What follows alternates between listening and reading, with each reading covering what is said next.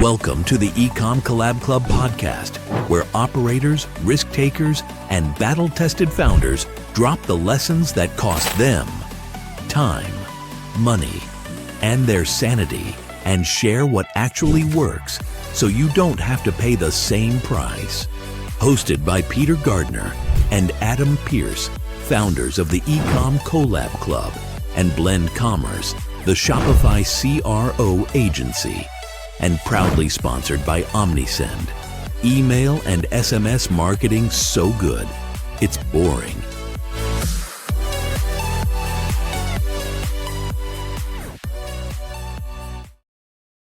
Oi, oi! Welcome to another fabulous episode of the eCom Club Podcast, the show where we dig into what actually works in e-commerce and less of the fluffy bollocks that you see on LinkedIn. Now, guys, I am Adam Pierce, and today, Peter Gardner has returned from his, let's say, battles with the Cyclone Alfred. Now, before we get to see Peter and obviously our guest today, what are we going to be doing? Well, first of all, we are going to be importantly joined by Charlotte Aytan from TLC Sport, who spent actually over a decade mastering the art of keeping customers happy before, during, and after the sale. And then what we're going to do is then start to tackle some of the biggest headaches in e-commerce: customer expectations. Yes.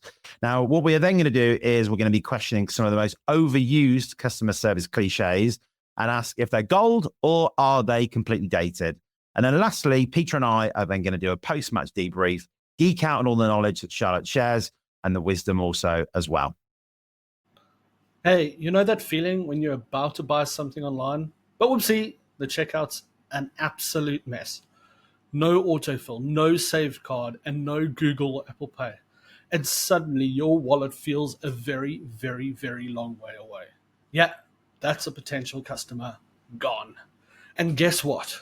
77% of shoppers do exactly the same thing if their preferred payment method isn't there. That's a lot of lost revenue for brands. Now take that mess globally. What works at home doesn't work abroad. What's the most popular payment method in Germany or the US or Singapore? Not sure? 77% of local shoppers could be dropping off. And don't get me started on the sneaky currency conversion fees some payment providers are adding. If you're a scaling international brand, don't let payments trip you up. Go to airwallets.com and give your customers a premium checkout experience. More conversions, more revenue, less hassle. Charlotte, good to have Hi. you. Welcome to the show. I'm glad I'm back. I missed it last week. How you Thank you for doing? having me. Good, thank you. How are you? Yeah, we are doing well, thanks. Before we get into the serious stuff today, you need to get to know a little bit more about the real you. If you had to describe yourself as a movie, book, or fictional character, who or what would you be and why? Do you know what's funny? I've never been asked that before, and this has completely caught me off guard. The first one, and I'm not sure any of my friends or family would agree, but the first one is probably Cinderella, for obvious reasons. The obvious reasons being... Do I need to explain? Well, I mean, there's different routes you can take this down, you know, like, were you locked in a cellar and then you managed to escape, or is it because you're a prince? I mean, like, you know, come on, it could go one of two ways in this one. No, it's the cooking and the cleaning and being a slave to other people in the family, isn't it? I think a lot of women would identify with Cinderella. Dressed in rags pretty much every day. I mean, I've got dressed today for you especially, but this isn't my everyday look. Well, thanks. And I'm sorry for putting you under pressure there with that first question. Well, hopefully that's the toughest one for you today. So, Charlotte, we obviously, just to introduce yourself more to the audience, could you give us a bit of a background in your journey in e-commerce? I know it's been quite a while that you've been in this game for, so could you just give us a little brief history there?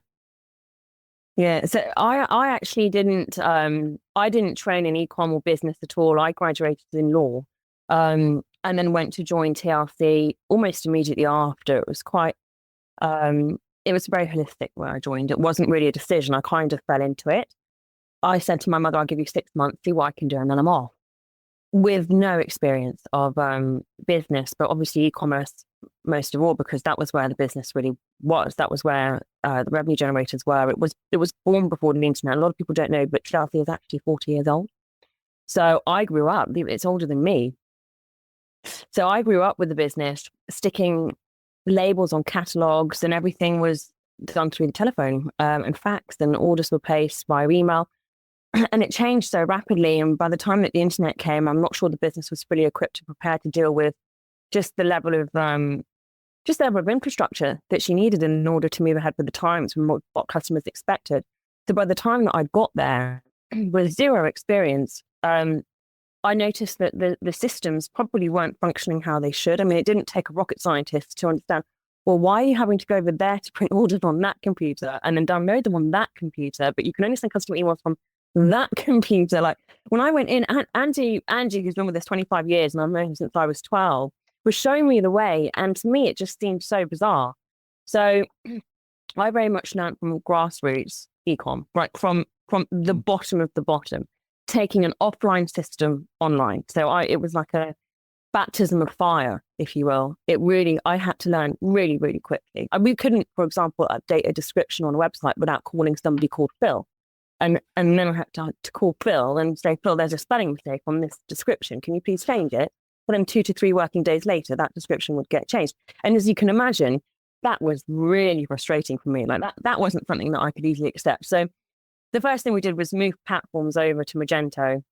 Shopify back in 2010 wasn't that cheap. It really wasn't. I mean, we did look at it, and I think it was the biggest mistake I made by not just taking that leap and not going for it then, because then I ended up having to do it 10 years later, which was painful.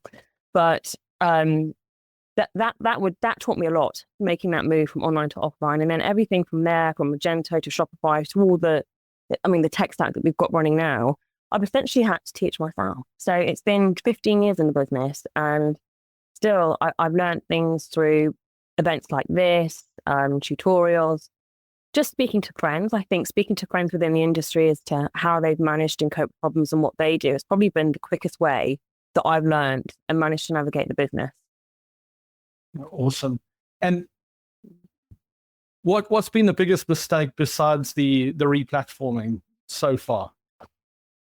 I mean, that was a pretty big, I wouldn't say it was a mistake, but it was a pretty big oversight.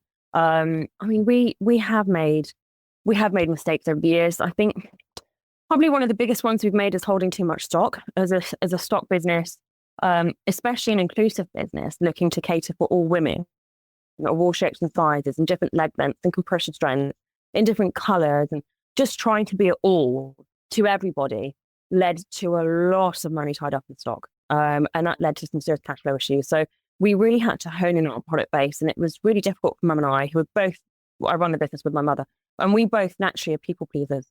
And I think it taught us a really hard lesson that actually work out who your customer is and understand that you can't please everybody, and just go for the ones that you can please and do that really well, instead of trying to half-ass please, an entire customer base, which you just can't do. And it was really hard for us to sit and cut those models out, because we knew customers were buying them, and we knew some customers have been buying them in excess of 20 years. So to discontinue models that perhaps weren't, quick sellers, even though we knew that they sold. I mean, I knew who bought them. I knew her name, Anne Casimir, one of our best customers, and we just continued her favorite line. It was really tough for us. But it was obviously a huge mistake. So that's something that I would say that I've learned over the last 15 years. Awesome. On that level as well, Charlotte, in terms of, like you said, with that particular customer of moving the business to be online, was there any kind of form of pushback internally with the business? Obviously, like you say, with your mother as well, about moving it more to be focused online, and equally with customers? Was that a difficult decision for some people to accept as well? Well, I think moving online was I think everybody was ready for that. I mean, it was shocking the way that it was working. I mean, the reason why we were moving it was to streamline it and was effectively to make life easier. And I think if people were to push back against that kind of change, that obvious needed change in 2010 to take an e-commerce system online and live, then they're probably not the right people that should be working in the business. They don't have the right mindset. So we didn't get any pushback at all. I mean, it was long overdue what we were doing. So it was a natural next step, really, between computers. 100%. I think what I did do at the same time, which did, I don't think my mother was always very supportive, and I was really, I think that's when I realized actually I can probably stick at this because she's not pushing back as much as I thought that she would, as I also rebranded.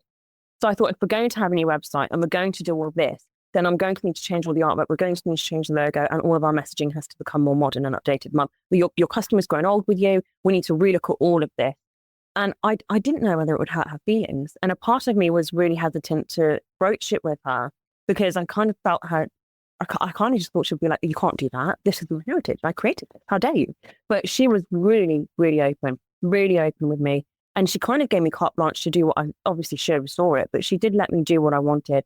And that's when I realized there's longevity here for me in this business. If she's going to offer me that level of trust, then I know that I can do this. And it suddenly got really exciting for me. Excellent. I think that's great because I think, sometimes, we've definitely had it before where, sort of we've worked with businesses that are kind of generation that respect where you've got different generations that have built to a certain stage. And I think you're right. There is that kind of, oh God, well, this is some heritage here. There's experience here. Are we losing that? But, it sounds like, your mother was in that position to go, right, actually, it's time to take it forward. And I think what I wanted to talk about now is on the kind of customer expectations front.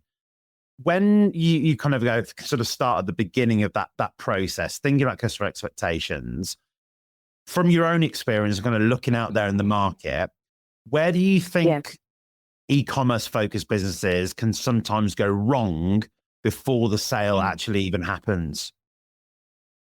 With managing customer expectations? Yeah, and just sort of the experience before that they get to that point, before they even purchase.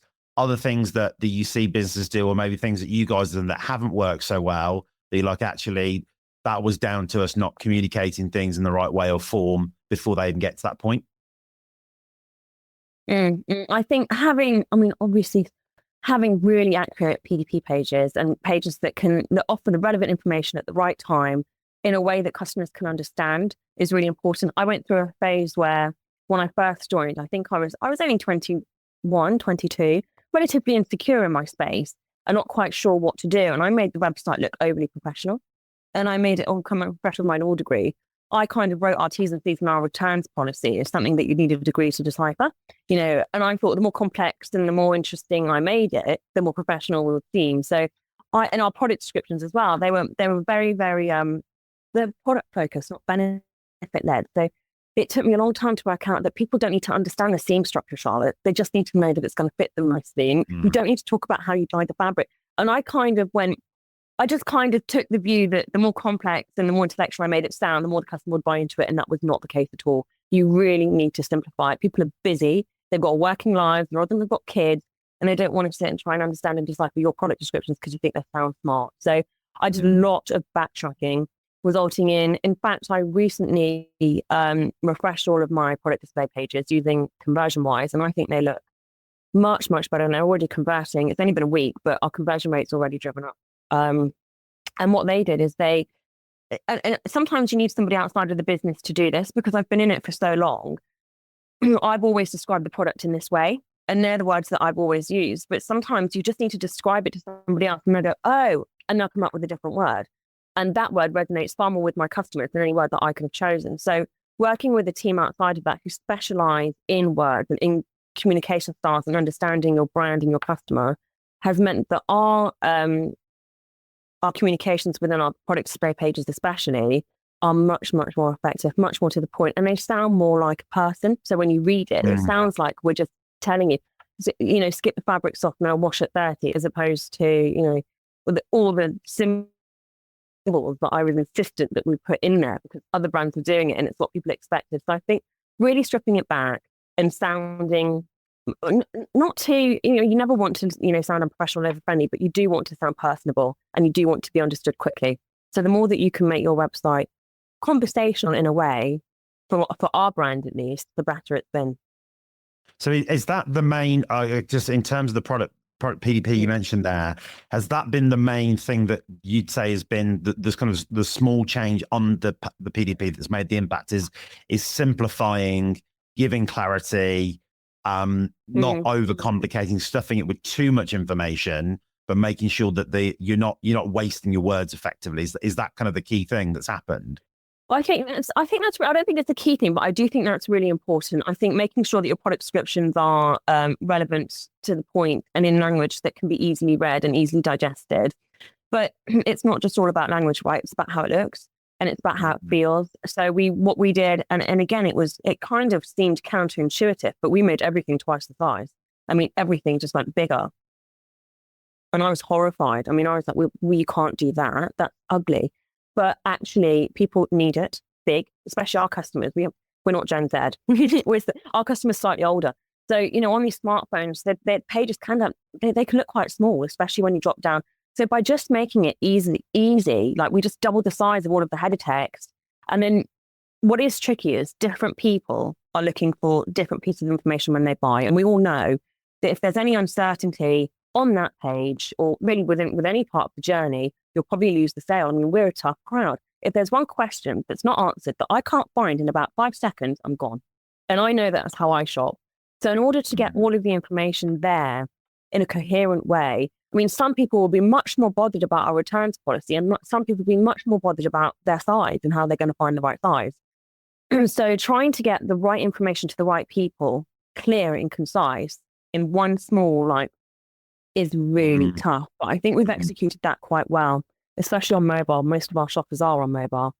So it was really looking at the layout and trying to make things very, very clear. And it did involve, yes, quite a bit of stuffing into that page. But what's good about it is people tend to pick what they want. They'll see the side, we have a virtual fitting room. If they're not interested, they just scroll down. If they are, they know it's there. So I think it's about offering what's relevant to your customers, or what at least you think is relevant in a way that's clear and coherent, and obviously getting all the right information. For us, social proof has been really good. We use VideoWise, a company called VideoWise, to embed videos of social proof within our product display pages and our homepage. And they've got way more functionality than that. It's just what we're doing at the moment. And I think showing customers using and wearing the clothing through their daily life has really helped customers imagine themselves in it. So we've sat that right underneath the add to cart button. Right, that's where that needs to be. And it's not that they can even really see it. They have to click it to enlarge it to see it. But it's just the concept, the reassurance that somebody else has bought it. They look good in it. Okay. And it's lots of little things. We also do review snippets underneath the add to cart button. So if you go and have a look, the reviews to the certain product that they're looking at will be sat underneath just to help reassure customers that they're making the right decision in choosing us. See, Charlotte, there's a lot there that you've picked on, which I'm just, I want to just ask all day about, which is brilliant. And I think what I think, is very interesting, what you summarized there, is something that we see a lot with brands, is that initially the feeling is with an e-commerce site is that it needs to be as sexy, as slick, as beautiful as it possibly can. Yeah. And what you then realize is after a period of time is that actually that isn't the thing that is actually converting people.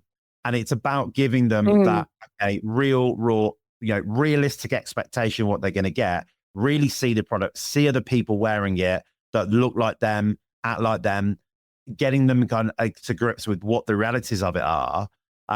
So I think, it's great for somebody who runs a brand to kind of, I guess, come and explain that on here. And I think, that's, I guess the difficult thing is obviously with the industry you're in, in fashion and in apparel, marketing, has to be used as a way to drive customers.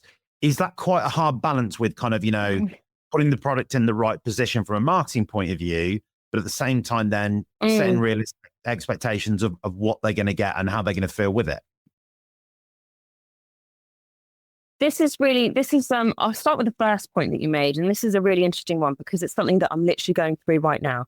I like the whole sleek, clean, sexy appearance. For me, I feel TLC is a more elevated brand. We attract a more elevated customer. They're not looking for quick wins. They're not looking to, wear the leggings once. They're not buying it because it's just a print. We tend to attract a loyal, serious customer base. And so for me, the visuals they should reflect that, right? And it took me a long time to get my retention team on board with it, because I wanted to strip back, less text, more imagery, stop with the gifts, let's do this, let's do that. And I finally got the emails looking how I wanted them to look. Oh my God. And they didn't land. Let's just put it that way. They just did not land. And then they didn't consult me, I think because they probably knew that I would have vetoed it straight away, but they put a pop-up, the welcome pop-up on the website, and it said, oh, you've unlocked this offer, and it had fire emojis and moving gifts, and it was something that I just never would have allowed in a million years. I would have said, no, I'm not doing that. But it was done. I think I was just too busy and I didn't look at the email, or I didn't look, but it was done. And it turned out, they were like, it's the best welcome pop-up client we've ever had, Charlotte. So I'm sorry. So it's staying. So learning that it was really hard, learning that customers liked, it was just that was what they liked, and marrying that against what I wanted to show. It's a real balance, what you want and how you want to appear and what customers are responding to. It's tough. That's really tough. But then on your second part, managing expectations, I think you've just got to be obviously very, very clear with your marketing. A lot of, I know it's tempting to cherry pick the best reviews and the best social proof and the best videos. But you've also, if you do that, that's the expectation that you're setting. And it's really important that you pick probably the more relevant reviews and the more relevant social proof that most people will identify with. And although it might not be show-stopping and, oh, wow, look at that transformation, it's the fact that it's probably going to reduce your return rate because they bought thinking or feeling a certain thing. They've not bought looking, to be wowed in a certain way or anything that's unrealistic. And just communicating your deliverables to them, communicating your refund policy, your return rate, how long they should expect to wait for the order at the right time. People tend not to want to go to look for it. Talk about your delivery timings as you're checking out at the shipping stage. That's when they want to know. Don't make them go back and try and find it. Try to give them the information when they're looking for it. Put the refund and return information on the product page there, clear. All the shipping information should be on the product display page, also on the checkout. What payments you accept, again, should be really clear from the beginning. Love that. And look, these are all things that we advocate as well. And I think, it's, I really hope that when brands listen to this, that, if you're not thinking about these kind of details at the moment, that they tend to think about it. So yeah, fantastic. Peter, over to you. I think you got a question for Charlotte. Oh, there's so much there to unpack as well of what Charlotte's been saying so far. Charlotte, I love the fact that you brought up the copywriting side, and we see it so often. Brands, the founders have, they've gone and written the product descriptions with their background, and they're so focused with product development that they come in there with all the specifications on what's going on, and it's too technical. Yeah, your customer really doesn't care about what thread you have on your leggings right now, for instance. I know. What the stretch capacity is or whatever. They just know, is this thing going to fit me? Am I going to look good in it? And can you write it that way? What was it a bit difficult when you changed that copy to go, okay, we're not actually promising, we're promising them a benefit now, we're not promising them a feature. Was there a bit of yeah. Did you struggle with that? It was a bit of I personally did. That's why I went to ConversionWise, because I remember going through our descriptions, and our products are all relatively similar. So I don't know if you've had a look, but we offer about 5,000 variations of the same black legging. But the whole point is that we offer leggings for every body type. So there's lots of different options in there in terms of waist height, compression, leg length, shape. And it is very overwhelming, and it's meant that our product descriptions can look quite similar. So giving me the task to rewrite all of our product descriptions it's not a small feat. Like, that's a big thing to do. And when I just remember looking at it and trying to break it down into spreadsheets as you do, right, okay, well, there's this feature, and how am I going to rewrite this feature? So I'm in this feature, and I managed to kind of do it by breaking it down into chunks, but I naturally didn't. Everyone says, you must communicate the benefit, not the feature, the benefit, not the feature. And so I go, okay, so the feature is, it's got stretch. So what's the benefit? And I think it's got stretch. It just wouldn't. I just couldn't get to the next stage. What's the benefit? It's got stretch. What's the benefit, Charlotte? Oh, it's going to fit easily. Okay, it's got stretch. So it's going to fit easily, and it's not going to bag at the knees. Okay, right. And bagging at the knees, by the way, isn't really a benefit. It's looking, the benefit of that is kind of like looking sleek or looking a certain way. And so for me, I was just like, someone else needs to do this. Someone else needs to do this. There's no way I'm sitting here and going through all of these product descriptions, trying to. And in my head, I wasn't quite sure. And I think if you're not sure in what you're doing, get someone else in, and even just have that discussion, because there's no point And there's no point wasting it, because if you're not sure about something, you tend not to do it properly. So that's where conversion-wise, they're kind of experts in communication. They would have done it across other websites, because it's not just about how you would communicate something. It's about how people want to be communicated as well. And why I felt reassured working with another agency to do that, which can seem counterintuitive, was because I know that they would have seen consistencies with the way that they had communicated across brands that they'd worked with. I know that they would have seen patterns and things that worked, and they would have implemented that into our strategy. So it just made me feel a lot more confident with what we were doing and how we were doing it. And it was nice to see them describe something in a way that I'd never thought to describe. And it's so important. Like, imagery, I would say, is hugely important, but the words are so important. Even just the product titles, even just naming your product, you've got to think about it. Yeah. To take what you're saying there and the difficulty of you doing that, this is one of the things that we are talking about now, that ChatGPT can actually really help you with this element. I'm talking about for other brands that possibly don't have a budget to work with an agency. If you get onto ChatGPT, you can literally feed it your product descriptions as the features. Yeah. And you can say to ChatGPT, look, you've got to engineer your prompt properly to get this, but you can say, please rewrite these features for me as in benefits. And you can take that even a level further, and you can go and mine your reviews, and you can do some review mining, and you can find your customer's language, upload that to ChatGPT as well. Yes. And then ChatGPT will pull in your customer's language into your benefits. And then it's almost hitting what you said earlier about the emojis and your pop-up and things like that. I bet you your customer reviews have got emojis and things in it, like little fire emojis, like what you were saying. And you are now, and this is one thing that we find often, is there's such a disconnect between what the brand is putting on their brand language compared to the brand language that your customers speak. And you've got to actually try and get your own brand language to your customer's brand language, because that's essentially their expectations of your brand. They're your target market, and ultimately those are the customers you want to attract more of.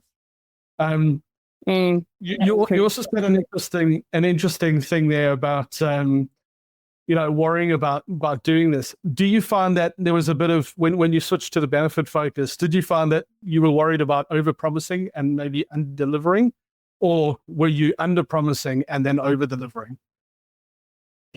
I think we've always over delivered, and I don't think that was intentional. We just do. In terms of featuring the benefits and not, the actual specifics of the product, you naturally kind of open it up to interpretation, don't you? So if I was to say this has got 4-way stretch, well, there's no messing around with that. I've told you it's got 4-way stretch, and when you get it, you'll see it's got 4-way stretch. But if I say to you, you're going to feel amazing in this, someone can easily turn around and say, well, I don't, because they ordered the wrong size or it wasn't the right product. So I do think you open yourself up to, I wouldn't say people would they might interpret what you've written differently, and they might adjust their expectations incorrectly given that. So I do think if you are going to list benefits, do try to keep them realistic, and do try to keep them helpful and relevant. That's the key. In terms of under delivering and over promising, I've never thought that's a smart way to do business. I know that we probably do, but that's purely because it's very, very difficult to get the quality of our product across online. So we do it in a way, and it's a marketing fail essentially. If you're under promising and over delivering, you've not got your marketing right. And imagine if you were to get that right, the conversions that you could potentially drive. You should be delivering with precision what you sell. You shouldn't be trying to surprise, or you shouldn't be trying to trick your customers in any way. People expect to receive what they've read or what they expected in their head. It's really hard to explain. So as long as you can marry those two things up, I think it's probably best for best for your conversions. And another thing I was going to say is getting. Sometimes it can be difficult selling a physical product online, especially with us. So we bespoke our fabrics. They're not off the shelf at all. And the unique thing about TLC are our fits, our quality, and the stretched nature of the fabric. It's really hard to find. We make that fabric bespoke because we can't find it. And educating customers to that quickly is really difficult, and they often don't get it, and they don't understand it. So they often receive the leggings and they're like, oh my God, look at the fit. I look amazing. These are great. They wash really well. They haven't bagged and they haven't faded. I'm going to go back and I'm going to buy 3 more, and I'm going to tell all my friends. And that is wonderful for us.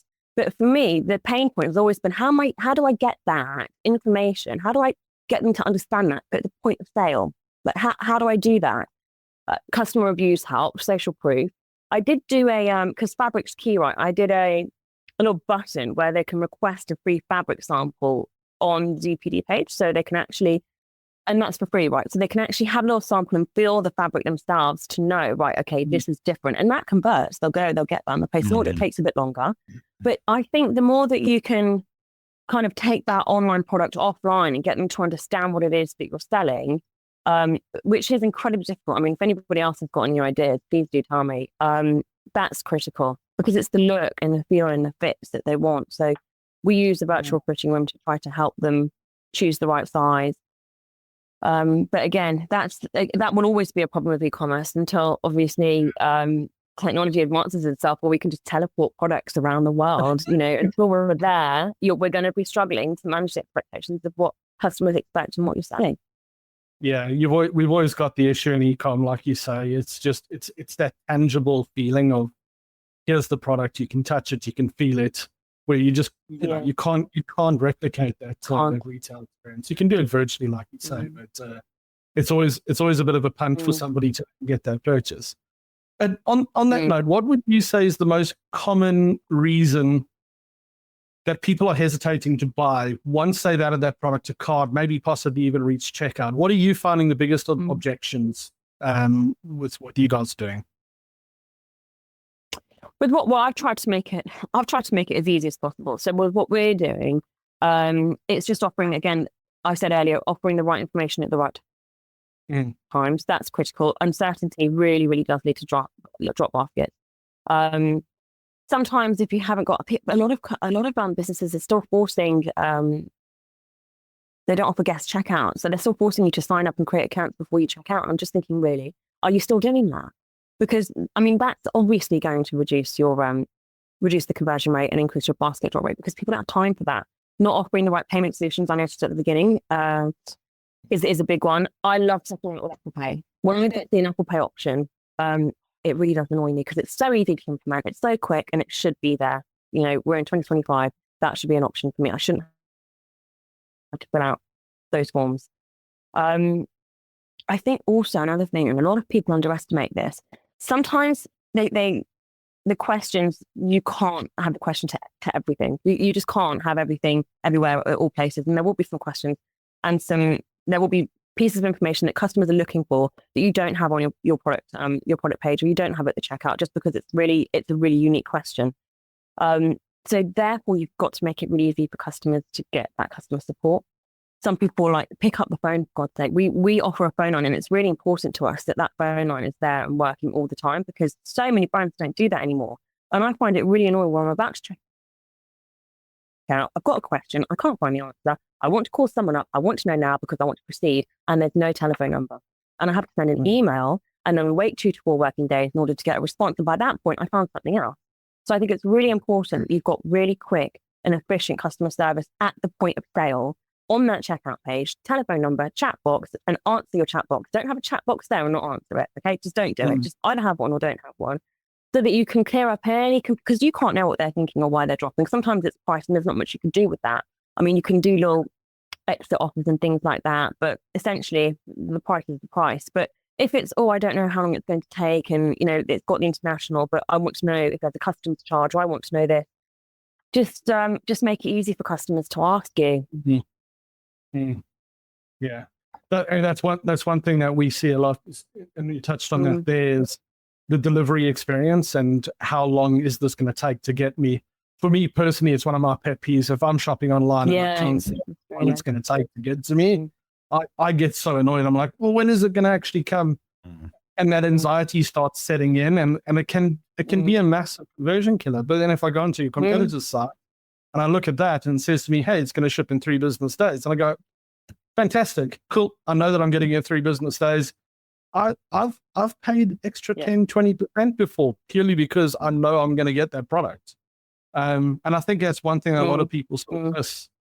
But it's lovely that you said about the phone calls. Not a lot of brands are doing that. It's always like text-based. And I think, that's a great you guys to learn as well. You on that phone call, we've had a few guests talk about this.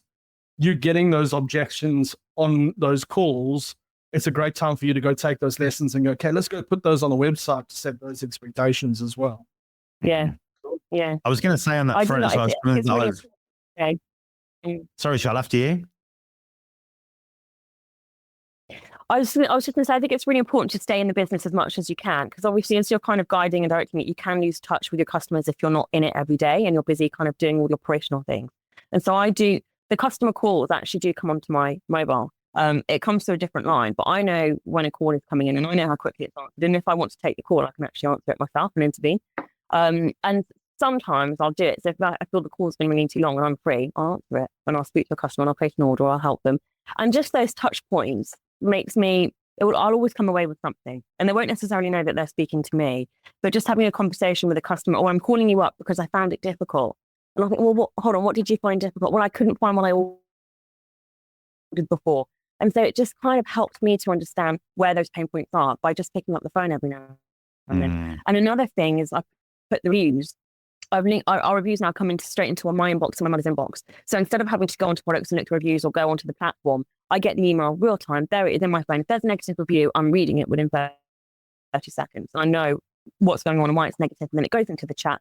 What's happened here then? And it's dealt with. So I think it's really important that you use your customer data properly because it's all there, right? You've got to listen to it. Absolutely. And I think we've had a lovely comment from Claire there that Peter just shared up on the screen and said that love that you offer customer phone support. You're absolutely right. It's a dying service which is missing, in my opinion, will prevent those who can't, those are cart drop-offs, especially for a product like yours, which is all about the quality. So yeah, absolutely. Yeah. I think kind of take it on a little bit further then, Charlotte, so we've talked about sort of, I guess, look, the on-site experience, setting expectations that way, giving people routes then to contact you. From that point of view, okay, they put the credit card details in, they've made that purchase with you. What then happens as a TLC customer after that point with you guys? After they place the order? Yeah. Right. I think at that point, you've really got to communicate. At that point, they've given you information, and that information you've got to take and you've got to communicate with them in a way that they want to be communicated with. So you've got what they ordered, you've got where they live, you've got then hopefully you've got their first name. So they'll go into, obviously they'll get the order confirmation and shipping confirmations. We don't go overboard with that. They literally get an order confirmation and a shipping confirmation. And I think maybe a delivery confirmation. But then obviously they'll go into a post-purchase flow.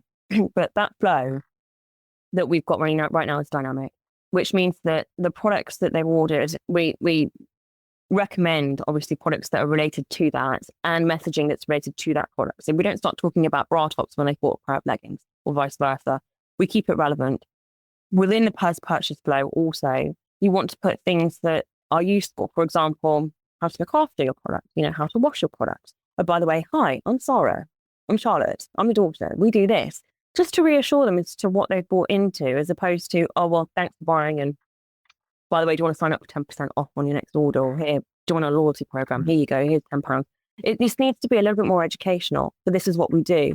And then update that seasonally with regards to, what you want to share, what you're doing. We just did a huge launch with Gemma Collins. Obviously, that's going to now feature on our post-purchase flow. Hey, have you seen what we've done? Check out our Instagram. So I think just keeping it relevant and keeping it to the point. If you don't have anything to say, then just have a flow that's 1 or 2 emails long. Don't go for the 4 or 5 emails. You don't need to. So because there you're setting that's your first real proper communication with the customer as a customer, that post-purchase flow. And that's what they'll then expect from you.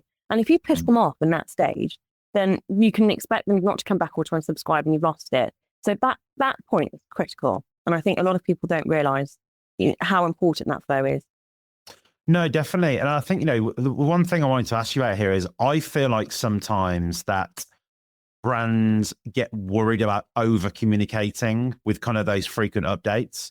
So I think, I guess what you're saying is that can be the case when you are just putting out bullshit email messages that are just about forcing a sale. Absolutely. Rather than actually useful information, isn't it? That I guess that's what you guys are doing.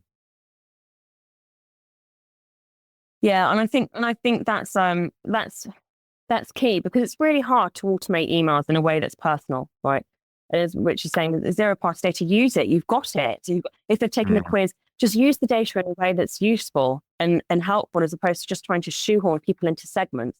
It doesn't work like that. You want to be using real-time data. There's no excuse not to be using it anymore. It's available. This whole cookie cutter marketing, we use Rebel, and they're good at that. If it's not your forte, then go and read about it, or go and speak to somebody about it, or have a chat with an agency that might cut you a deal, because that's how, I don't know, that's how you kind of shape your relationship with your customer. And the more you can talk to them in real time, the more you're actually gaining trust, and you're building on that relationship with them, as opposed to making them feel like they're just, another piece of the cog. I think another thing that I mentioned at dinner a couple of nights ago is that you don't launch like loyalty schemes. I think scheme is the word Rich didn't like it, but don't launch a loyalty program or a VIP program and then email someone saying they're a VIP when they've never purchased from you before in their life. And that from the offset, you're telling people you're a bit dodgy. That's what you're doing. Yeah. When I get a VIP email and I'm like, hold on a second, there is no way I'm a VIP.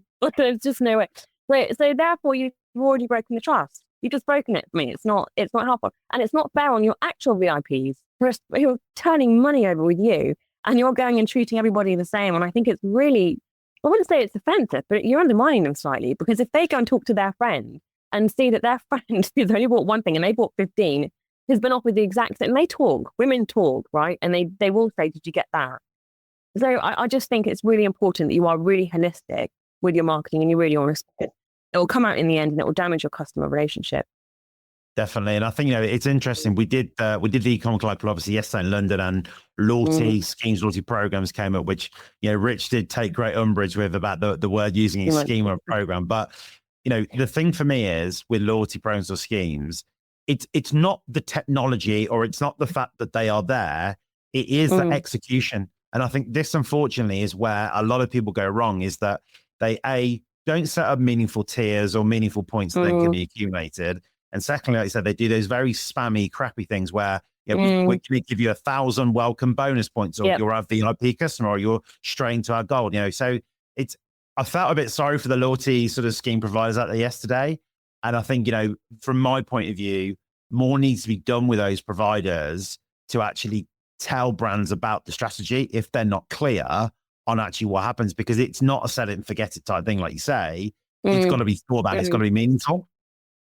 Yeah, I completely agree. I'm really fortunate. I work with Rebel 360 growth with retention, and they're really hot on loyalty, and they're really hot on holistic marketing. So they've actually educated me in that space more than vice versa. And what they've pushed me towards Revo. And I think Revo have been really helpful. They have actually been really helpful just in terms of their customer service and communications. I mean, look, this isn't functioning or looking how I want it to look. They're very, very supportive in the setup of that, taking over all of the data, taking over all of the points. And what they've provided, I wouldn't say it's frictionless, but there is less friction in referring a friend, for example, and creating tiers and managing those tiers and offering double points weekends and things like that. But I think honing in on your loyalty will inevitably increase your lifetime value if you can do it properly. Because although there has been a lot of I don't know, I wouldn't say loyalty is a dirty word, but there's been a lot been going on around the space of loyalty and what people are doing, and people have probably become slightly desensitized to the word loyalty because it doesn't mean very much anymore. But it's still there, and you should still reward your loyal customers, and you should still do it properly. So I think if you were just to look at what you're offering and who you're offering it to and why, and using your loyalty properly, encouraging people to sign up and genuinely rewarding them after they've made those purchases. And there just need to be little perks. We do some quite fun ones, like they can join in on a customer photo shoot if they want to, and we make it really personable for those customers that really do. But they can even come in and input in design.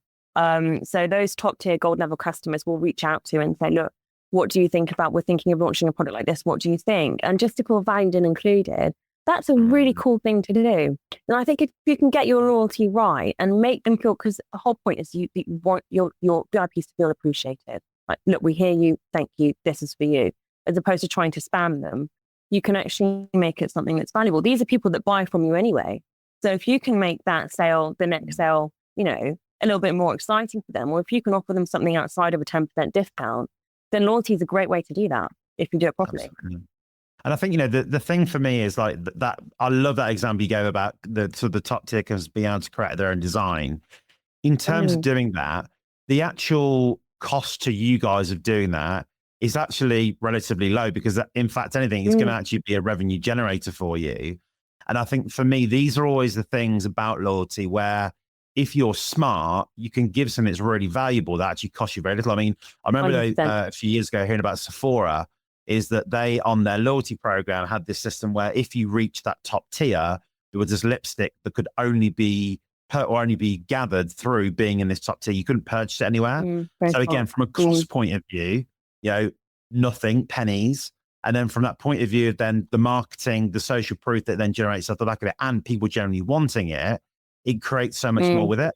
And I think this thing, you've got to spend some time thinking about it to make it work. And I think that's the problem with loyalty. It's often, look, let's get a loyalty scheme on, points, tiers, whatever, bang, done. Exactly.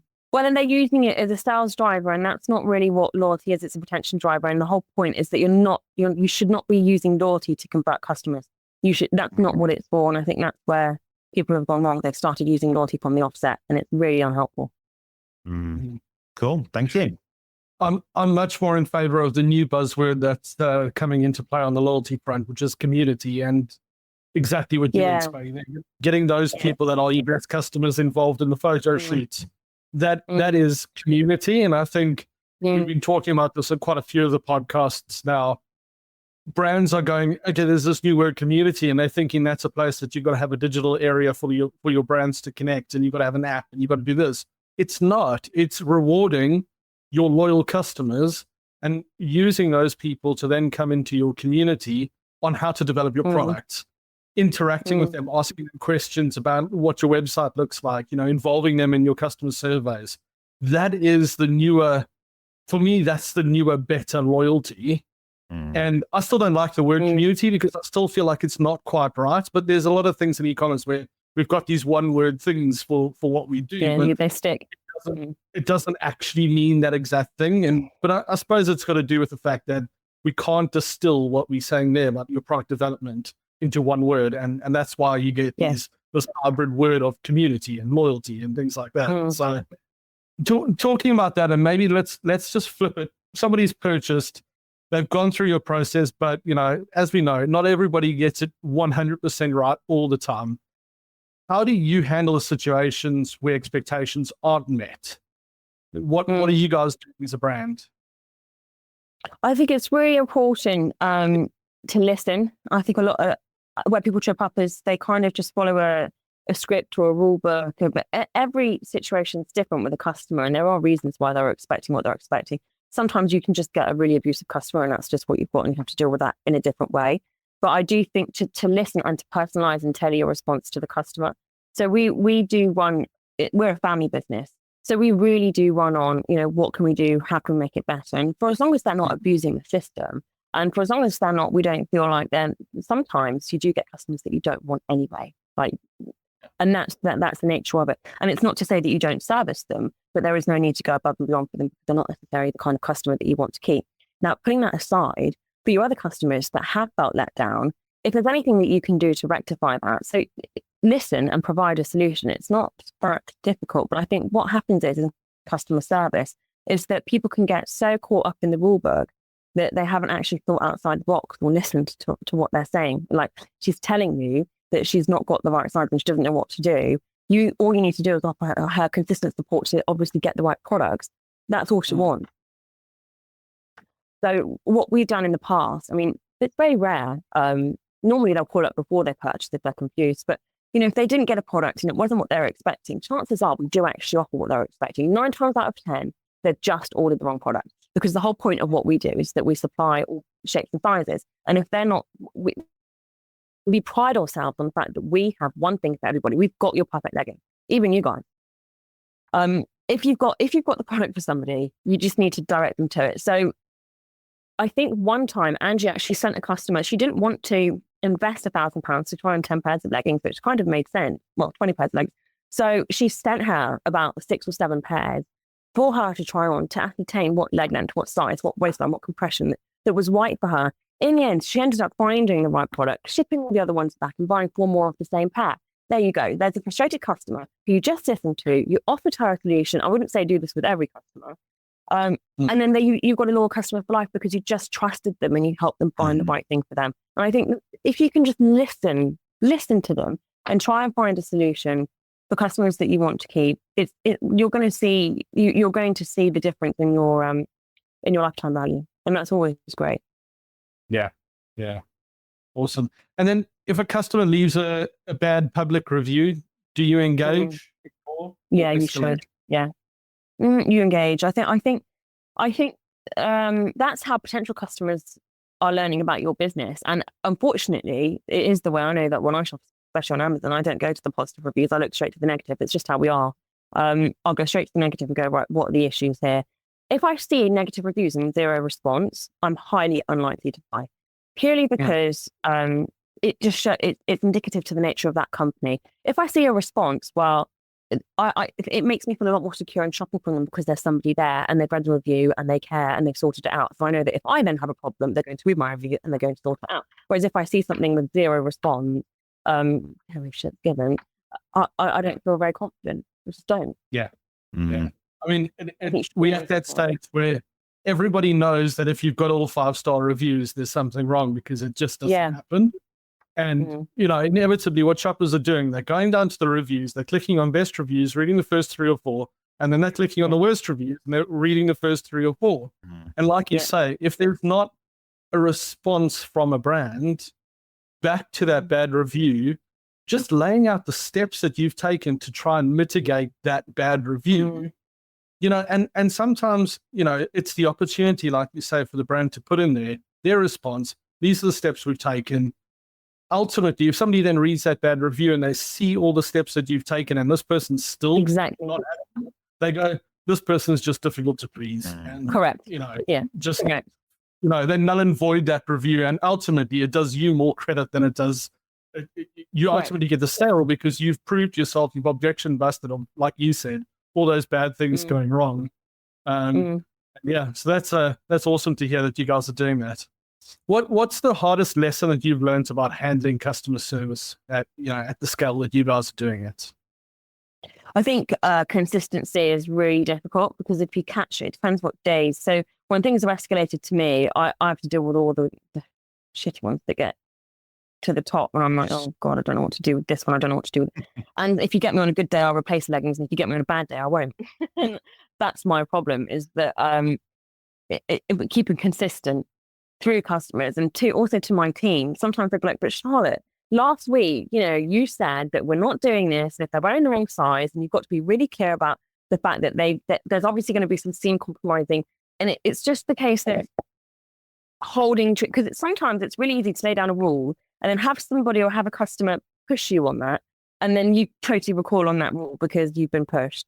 I think you really got to lay your boundaries down and stick to them and be consistent, because it's not fair that customers are treated differently based on the day that you've had. And it's not fair on your team that you're not consistent with customer responses or expectations at the time, because they're the ones essentially handling this. So if you're unclear and you put uncertainty into the mind of your team, they'll get things through and they won't quite know what to do because, I behaved differently last time. And I think for me, holding myself accountable, that has been really tough for me. It's been really tough because, again, you want to please your customer, but you do have to set boundaries, and I'm just not good at following those. Love my that. team are. So I'll replace them. And I'll be like, Charlotte, we shouldn't be replacing those. Like, okay, well, you tell her. I'm not, you tell her. And that's just how it goes. If you can't do it, obviously speak to your team and ask them to do it, but don't just go and change the rules for one customer. It's not helpful. Do you sell stuff online? Then you need OmniSend. Yes, that OmniSend. The powerful yet refreshingly intuitive email and SMS tool that helps you make $73 on average for every dollar spent. Like watching steady lines go up and up and up? Just automate your email and SMS campaigns with OmniSend. Set it up once, then sit back and watch the sales roll in while you snooze. You're still awake? Then go to omnisend.com/ECC. Give OmniSend a try and start getting sales so steady, they'll definitely put you to sleep. Don't forget to use code ECC30 for a 30% discount. So Charlotte, I've got one final question for you before we dissect all the brilliant things that you told us about.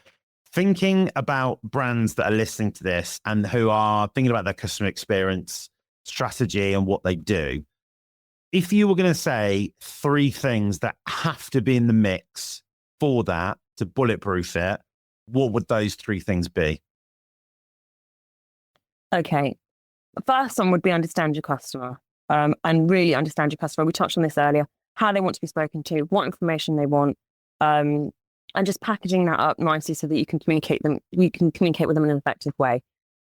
Second of all, make sure that your customer can communicate with you how they want to. Again, we touched on it before: phone lines, chat, answer your emails, or have an automated response to say that you received the email, and make sure that that's all in place so that when they do inevitably have a question or anything that's created any kind of uncertainty, they can contact you and gain clarity quickly. And then thirdly, make your post-purchase communications relevant and don't bombard them with spam. Don't punish them for shopping with you, essentially. Keep it relevant, keep it dynamic, and keep it live. Fantastic. Thank you very much. Awesome. Charlotte, we're gonna switch to an audience Q&A now. We've got one here, and then we've got a few that came in previously. So first one is from Claire. Do you ever do secret shopper as the owner? I love this to get real experience as a customer from order to delivery. I've never actually done that. Sometimes I've done a secret shopper on our chat. So I've gone and asked really stupid questions on the chat, partly for fun and partly because I do want to see how they respond. So I have done secret shopper, but I've never actually purchased. So Claire, that's a good one. I might actually go on and do that. I'm very confident in the team and in what we do. It's really, we're on the phone almost every single day. So I suppose I never felt the need to do it, but watch out.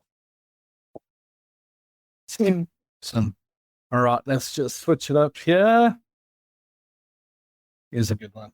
If you could ban one customer service cliche forever, what would it be?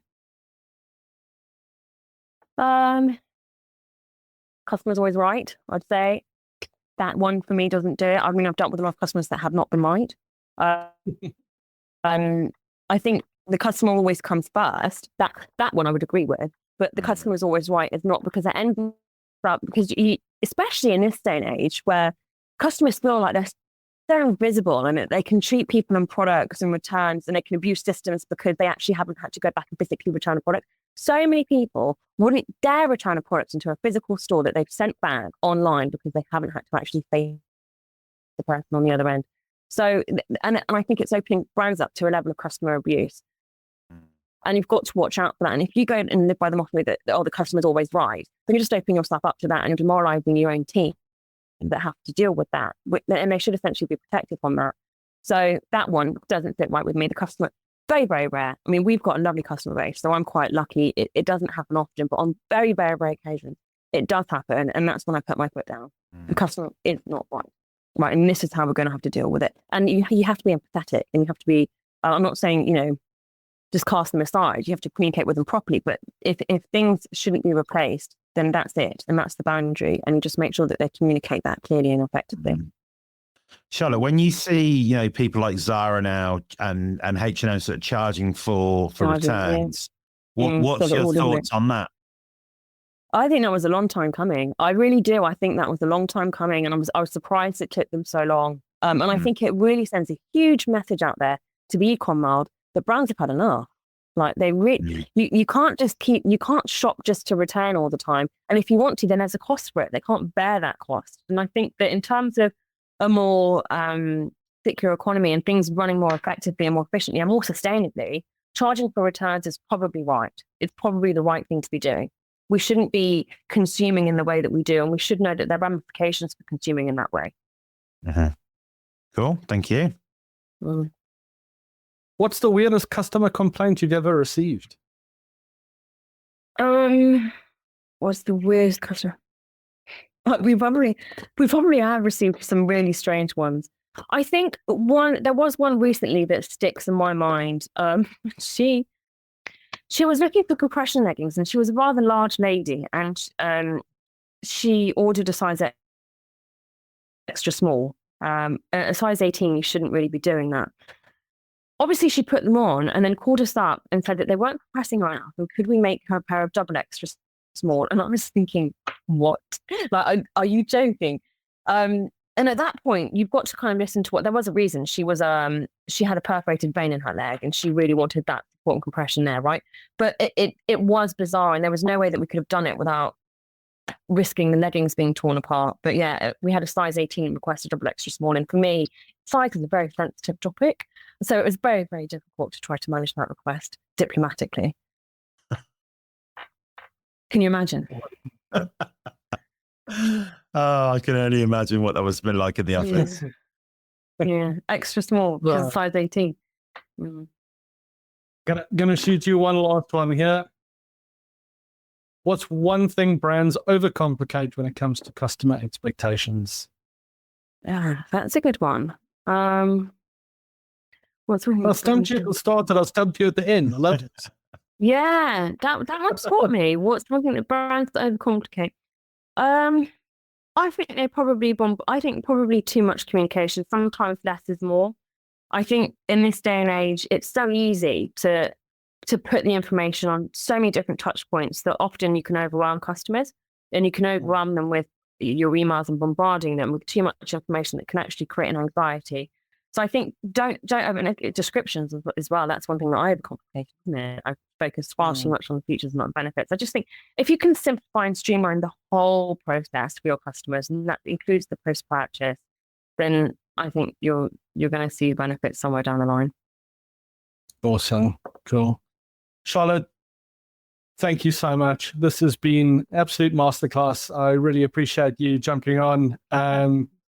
Yeah, I think there's a lot of gold that you've dropped in here today. And I think if people listening to this, they are going to learn a lot about how to improve their customer service. I hope so. Thank you. Thank you very much for having me. No, it's been an absolute pleasure. Thank you, Charlotte. And obviously, if people want to learn more about TLC Sport, where do they need to go and how can they find out more? They need to go on to www.tlcsport.com. Beautiful. Smooth. Thank you. Thanks so much, Charlotte. Thank you. Thanks, guys. Right. Cheers, Charlotte. Bye. Bye now. Bye. Love that. Wow. Love lots that. and lots and lots for us to think about, talk about there in that one. Yeah, I think the interesting thing for me there was Charlotte really started that off with how it does start with your website, and it does start with setting those expectations with your copy, with the elements and the self-service element that brands are needing there. And I think I wasn't expecting that. I was expecting Charlotte to come on here and talk more about the emails that they're sending and what they're doing post-purchase in terms of like, hey, your delivery is coming now and things like that. And I think, that's even when we think of the topic that we had here, customer expectations, it's right. And my thought process was probably just in the wrong place here. Customer expectations are at the start. They are when you land on that website. It actually starts right from your ad. And, once they get through to there, once they get through to site, you need a congruent site. And I love the fact that she's using videos. I love the fact that she's introduced videos on site, because more and more people are watching videos and it's becoming more and more important. Yeah, absolutely.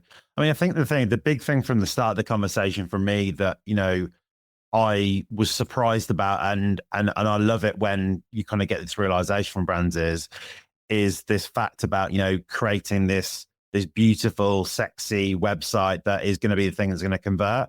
And I think, we've seen it many times, when brands have done redesigns of a site and actually they've not actually yielded the kind of results they expect. And, like she said there with her, what they've done is rather than go down that route, what they focus on is those smaller, more minute aspects. Yes, okay, like she's saying there with the size of the text for her looked too big, but that is exactly what the customers needed. And I think that's kind of the mental barrier, isn't it? You have to go through when you are in e-commerce to get that point of like, yes, overall the brand does need to have a look and a feel, but it's not always about making it super polished. And it tends to not be making things super polished. It's about the actual core content of what you're providing to people there. That is the thing that actually turns on the numbers. So that was really refreshing for me, I think, to hear that. I love it. Ugly converts. One of the best sayings ever in e-commerce. You know, you see some of the most horrendous looking websites and you look at the data and you go, you know, on first impressions, you look at it and you go, this thing is terrible. But then if you actually delve into it, they've actually got the right placement. They've got the right messaging in the right places. They're doing all the right things. It just doesn't look great, but it doesn't need to look great. It's, the ads, get them into there. That needs to look great because it grabs attention. But when they're on a site, what you're trying to do is make sure that they're getting through that user journey as quickly as possible. They're finding all the information that they want and they can check out. And that's why that saying, as raw as it is, ugly converts is great. No, it's exactly what you're saying. You know, there's other cliches we can add to that as well. The form over functions, the next one. Not a form of function over form the other way. You know, make it work. Don't make it pretty. And that's when you're going to get the conversions. The other one that was awesome was the fact that as one of the owners, she's going, I don't want these emojis on my pop-up. That's nothing that I want. And an owner can often get in the way of that and say, no, I like it this way. And they're not letting the data speak for itself. Whereas Charlotte's gone, they did it. I saw the data. Shit, okay, it's the best thing that's worked so far. Let's keep it on site. Much to my disgust about it, but I can't argue with the data. And I love that. Yeah, definitely. I mean, I think on that note as well,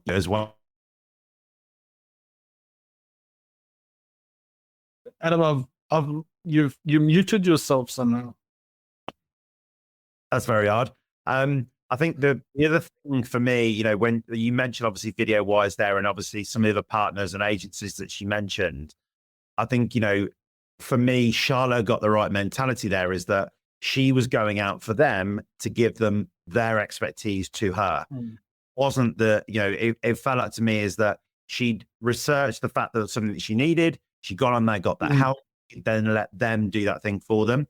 And it seems to me like she's definitely not in that mindset of that kind of transactional relationship you have with suppliers or agencies, where you feel as the brand that you need to tell them what to do and when to do it. That shouldn't be the case. It should be like in Charlotte's case, where she is then being that information and they're doing that for them as the experts. So again, I thought that was really, really good. Yeah, she's recognizing where her value lies, and she's recognizing that it's, you know, like she said, not in conversion rate optimization and not in writing copy. Let's go and get somebody else to do that. I know I mentioned to Charlotte about the whole using ChatGPT for message mining and using your messages to help you write your product descriptions and then converting your features into benefits. If you are listening and you've listened throughout, I will put them in the show notes. I'll put the links to those ChatGPTs, those GPTs, so that people can access those pretty quickly. I'll put the prompt in to get the benefits of the features as well. Just so that people, if they are listening and they did hear that, they do have access to that. One of the other things I wanted to ask you about is, what did you think about Charlotte saying about sort of giving the snippets of the samples of the fabric? Oh, love it, because that's, we should touch on it a little bit later about that tangibility and the disadvantages of e-commerce versus in person. Sending out those fabric things, you're getting that tangible feeling of like, this is what it feels like. Yes, it's not the full product, but you're getting closer to actually having another one of your sensory feelings and you know, sensory or feeling on that product instead of just your eyeballs. You know, humans, we need all our senses. We need to smell it. And that's the other thing. That fabric will have a smell to it as well. I know that's not the main selling point of it, but it will. It will have a smell to it when that arrives, and it smells new. That's what, like, you know, anything smells like a new car. It's an addictive smell that you go, okay, cool, yes, the endorphins are starting to go now. I'm getting that little buzz off the back of this purchase. Now let's go and buy the next. Definitely. And yeah, I think that's brilliant that they've introduced that. And we've seen it. We've seen other brands do it. it can get costly, especially if you get people ordering a whole bunch and then just never converting off the back of it. But I think in the end, it's probably worth the investment. I mean, I think that it resonated with me, mate, because I think, if I remember, and some people know this who are listening, Peter and I are married to two sisters. My wife is Emma, her sister is Becky, vice versa. And I remember probably a couple of years ago, Emma and Becky were going through every single leggings company to try and find a pair of leggings that A, weren't see-through, B, weren't baggy at the knees, and C, fitted them really well. And what they had to do is go through, buy them, check them, they didn't work, and they were spending all this cash on leggings. And me and you were like, what the hell is going on? We haven't just spent on leggings here. Charlotte knows that. And that's obviously why they've done that with obviously the swatches. But I think it's two things. It's A, she understands that issue that women are going through, trying to find a pair of leggings that do fit well and aren't see-through and all those other things that a lot of leggings maybe don't do. But secondly, I think with that then, she's done that in the way that gives people that ability to quickly answer that question that they've got. So I thought, although it's simple, for me, I thought that was really clever because it was a case of she's done that not because it's just the thing to do. She knows that's an issue people are going through, so they're trying to tackle. And I just wonder how many other businesses, if they really sat down and spoke to customers and really understood what is the core job to be done here, they will be able to maybe do something similar. Yeah. We what's it, podcast number 9, and we've probably 5 out of 6 of the brands that we've had on here have spoken very specifically about biggest advice that they can give is go and talk to your customers and how you can do this. One of the little nuggets there she was talking about was, and I said that's my biggest bugbear is the delivery information. And it reminds me of like Christmas time. It was beginning of December, and I bought the big present for the boys. It was this blow up water slide, and there was no delivery information before I went through to the purchase. And I thought to myself, okay, you know what? I'm going to buy it. It's a good deal. It's on special. I think it was Black Friday, Cyber Monday, actually. Like it was the end of it. And I was like, I've got to make a decision. I've got to buy it. I had no ability. I think I had an email that I hadn't got an answer. And I was like, well, it's now or never. I've got to buy it. And I purchased and I thought to myself, you know what? I'll get the first email and that will tell me when this is going to go through. And I didn't get it. And I didn't get the answer in the email. And I was like, fuck, what's going on here? Like, am I about to ruin Christmas for my boys? And I was like, shit, okay. Then I waited for the tracking number, got the tracking number. And again, no information, even off the tracking number of what the process was. It was like, we've been issued the tracking number. I was like, okay, what does that mean for me? How long is this going to take? And being Australia, I'm going, where's it coming from? Is it coming from Perth? Is it like almost like an international shipping estimate here? Or is it like 3-4 days off the back of once they do this? And at the end, we got it in time.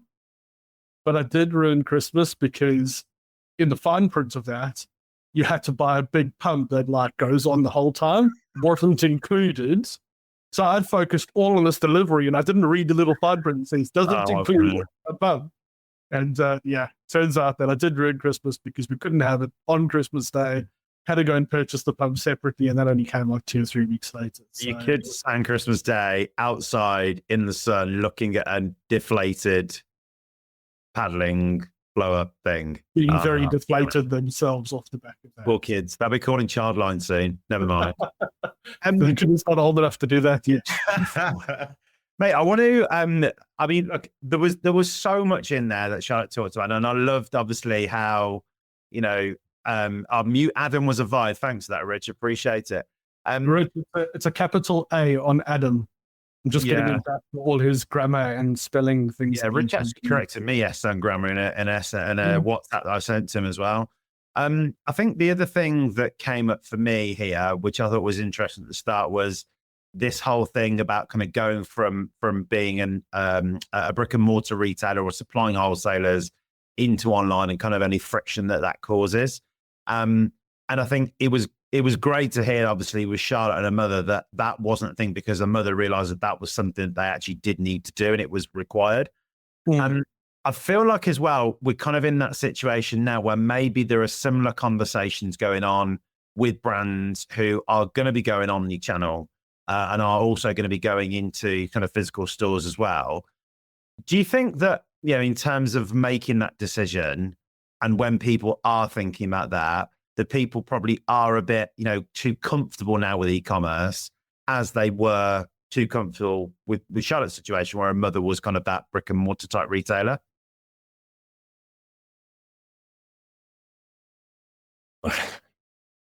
I think it depends, because you've had a lot of different e-commerce brands that have gone through the COVID spike, and then they've gone down, and they're going, shit, okay, omni-channel is the only way that we're actually going to get more sales here. We can't just rely on our one website of where we're going. We've got to get onto Amazon. We've got to get onto all the other platforms and marketplaces. And then they're thinking to themselves, do we need a physical presence as well?